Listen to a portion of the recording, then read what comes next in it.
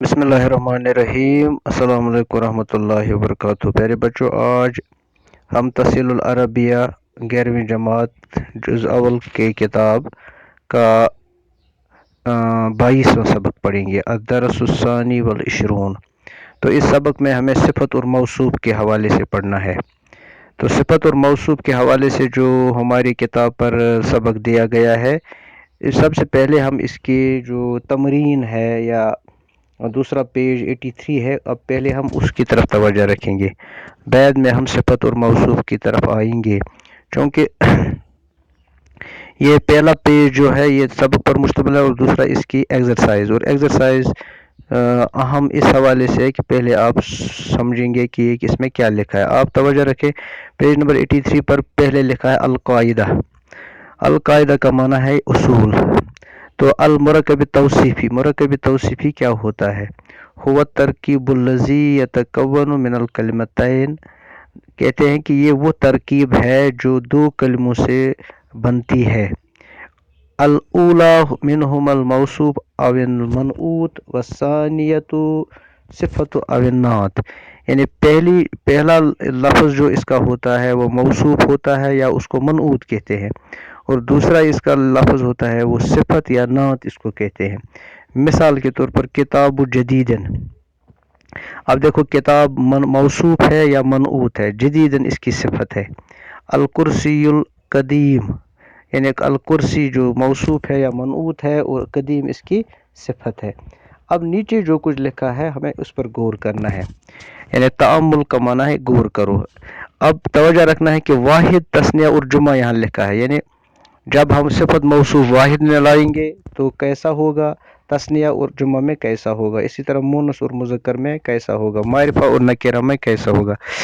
یعنی اس حوالے سے یہ بات اچھی طرح ذہن نشین کرنی ہے کہ موصوف اور صفت واحد میں بھی مطابقت، تثنیہ میں بھی مطابقت، جمع میں بھی مطابقت رکھتا ہے، یعنی ہو بہو ہوتا ہے۔ اسی طرح اعراب میں بھی یہ مطابقت رکھتا ہے، اسی طرح مذکر مونث میں بھی یہ مطابقت رکھتا ہے، اور اسی طرح معرفہ اور نکرہ میں بھی یہ مطابقت رکھتا ہے۔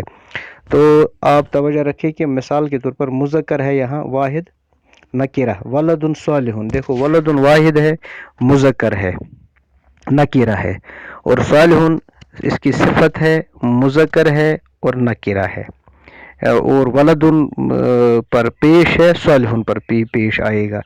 اب تثنیہ میں آتے ہیں، ولدان صالحان، دیکھو ولدان دو لڑکے، صالحان دو اس کی صفت ہے، یعنی دو نیک لڑکے۔ اب ولدان تثنیہ ہے، صالحان بھی تثنیہ ہے، ولدان مذکر ہے، صالحان بھی مذکر ہے، اس طرح آپ نے یہ سمجھنا ہے۔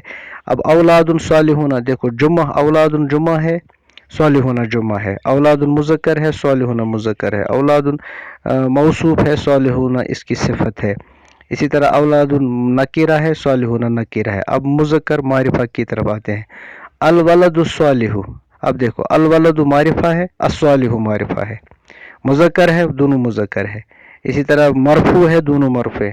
الولدان الصالحان، یہاں بھی مذکر معرفہ ہے، دونوں معرفہ ہے، تثنیہ ہے، دونوں تثنیہ ہے۔